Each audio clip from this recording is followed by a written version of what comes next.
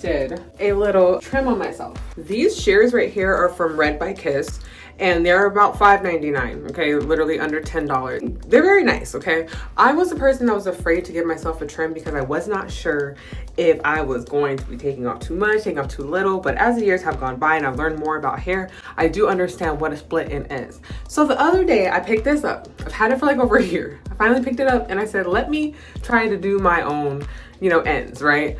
And so I did, right? And what I basically did was I washed my hair and made sure I combed it out and it was detangled, and then I got a section of my hair just to check and see what exactly is going on, what do the ends look like, and let me know in the comments if I did a good job or, you know, this is basically a beginner of trimming your hair. I'm basically letting you know that this right here gave me some confidence with doing this because I just didn't feel like I had to be a professional to use them, if that makes any sense. I just felt like they were some scissors, but they weren't school scissors. So I knew I wasn't going to be chopping off my hair. I'm actually going to be like cutting it the right way.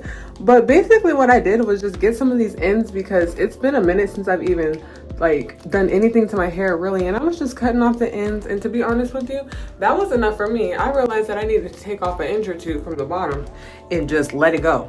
Seriously, just let it go, because now my hair is doing something different. So if you're wondering why it seems like the treatments and things that you're doing to your hair are not really working out, I promise you, pick up one of these, don't be afraid to use it, and just go to town a little bit on those ends. Get them out of the way, because that's really what's like hurting your hair from prospering or really seeing the effort and the growth that's really happening. So if you're a beginner looking to really get into, you know, doing your own hair at home, I definitely recommend these. Under $10. You don't have to feel pressure to buy them. You don't have to feel pressure to use them as a stylist if you're not one, okay?